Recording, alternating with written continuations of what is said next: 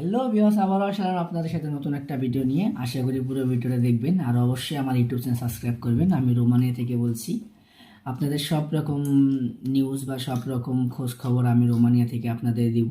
তো অবশ্যই আপনারা দেরি না করে আমার ইউটিউব চ্যানেলটা সাবস্ক্রাইব করেন। আজকে আপনাদের সাথে যে বিষয়ে কথা বলবো সে বিষয়ে এটা হলো, রোমানিয়া তো এখন চেঞ্জেন হয়ে গেছে পুরোপুরি, বাইরের সব কিছুই খোলা।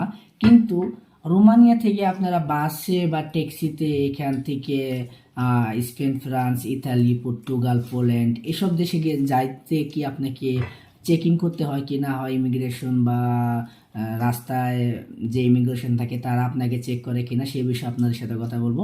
অবশ্যই পুরো ভিডিওটা দেখবেন, অনেক কিছু জানতে পারবেন। তো কিছুদিন আগে আমার একটা ভাই গেছে, তার সাথে আমার যোগাযোগ হয়েছে বাই রোডে। সে আমাকে সবকিছু বলল। তো আপনারা যদি এখান থেকে যেতে চান, এই যে রোমানিয়া বুকারেস্ট থেকে বা যে কোনো জায়গা থেকে, তিমিসুরা কোন, আরাত কোন, সব জায়গায় বাস স্টেশন আছে, সব শহরে আছে। আপনারা যদি যেতে চান, আপনারা টিকিট কাটবেন। যখন আপনারা টিকিট কাটার সময় তেমন কিছু লাগবে না, শুধু আপনার টিআরসি কার্ডটা লাগবে। যাদের টিআরসি কার্ড আছে তারা টিকিট কাটতে পারবেন, টিআরসি কার্ড ছাড়া টিকিট কাটতে পারবেন না। কারণ এখন ওরকম অ্যাভেলেবেল হয় নাই যে আপনি এই রোমানিয়া অবৈধ লোক আছেন, আপনি টিকিট কাটতে যাবেন না, কিছুই লাগবে না, টিকিট কাটতে পারবেন, সেরকম না। আপনি যখন টিকিট কাটবেন, অবৈধ লোক টিকিট কাটতে সম্ভবত পারবে না, কারণ সেই নিয়মটা এখনো হয় নাই। টিকিট কাটতে গেলে অবশ্যই টিআরসি কার্ড লাগে এই দেশের, যেটাকে বলে টেম্পোরারি রেসিডেন্ট কার্ড। সেই কার্ডটা অবশ্যই আপনাদের লাগবে। তো আপনারা টিকিট কেটে যখন বাসে উঠবেন, বাসে করে যাবেন, যখন আপনারা সীমান্তে যাবেন, এখানে দুইটা সীমানা আছে। একটা আছে রোমানিয়া বুলগেরিয়া, আর একটা আছে হলো রোমানিয়া হাঙ্গেরি। এই দুইটাই সিনজেন কান্ট্রি বর্তমান। তো আপনি যখন ওখানে যাবেন, বাইপাতে যে ইমিগ্রেশন তারা বাস খাড়া করবে। বাস খাড়া করার পর বাসের যাত্রীদের চেক করবে তাদের টিআরসি কার্ড বা এই দেশের মানুষ, তাদের এই দেশের আইডি কার্ড আছে কি না। আমাদের যেমন টেম্পোরারি রেসিডেন্ট কার্ড আর ওনাদের পার্মানেন্ট রেসিডেন্ট কার্ড, এই কার্ডগুলো এখানে আছে কি না তারা প্রত্যেকটা যাত্রীকে চেক করবে। চেক করার পর যদি আপনাদের সবার কার্ড থাকে, আর কোনো ঝামেলা নেই, আপনারা ইজিলি যাইতে পারবেন। কিন্তু আপনি যদি ট্যাক্সি বা প্রাইভেট কারে যে কোনো মাধ্যমে যান বাস ছাড়া, তাহলে আপনারা তেমন চেক করবে না। কারণ ওনারা ট্যাক্সি বা প্রাইভেট কার এগুলো তেমন চেক করে না, মাঝে মাঝে দুই একটা চেক করে।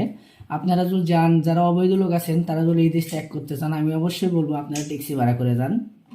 কারণ আপনারা দেখবেন অনেক ট্যাক্সি যায়, অনেক প্রাইভেট কার যায়, তারা খুব ইজিলি যাইতে পারে, তেমন দুই একটা চেক করে, সবগুলো চেক করে না। কিন্তু বাস, আপনার বাসে একটা বাসে 40 থেকে 50 জন যাত্রী থাকে, অনেক মানুষ। এই জন্য ইমিগ্রেশনেরা বাসগুলো বেশি করে করে। আর যেহেতু নতুন চেঞ্জেন হয়ে গেছে, 1-2 মাস, 3 মাস, 6 মাস একটু কড়াকড়ি থাকবে, তারপরে হয়তো ইজিলি সবাই যাইতে পারবেন। তাই আপনারা যারা বাসে যাওয়ার চিন্তা ভাবনা করবেন, তারা অবশ্যই টিআরসি কার্ডটা সাথে রাখবেন আর টিকিটটা রাখবেন সাথে।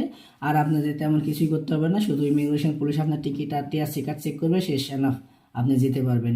আর যারা অবৈধ লোক আছে তাদেরকে আমি বলবো, তা আপনারা যদি পারেন ট্যাক্সি বা অন্য কোনো মাধ্যমে যান। কারণ আপনারা বাসে যায় না, বাসে গেলে অবশ্যই আপনাকে টিআরসি কার্ড দেখতে চাইবে। যখন টিআরসি কার্ড আপনি পাবেন না বা টিআরসি কার্ড থাকবেন, তখন অবশ্যই আপনাকে হয়তো অ্যারেস্টও করতে পারে, এমনকি আপনাকে রিটার্ন রোমানিয়াতে পাঠাতে পারে, এরকমই কিছু হবে।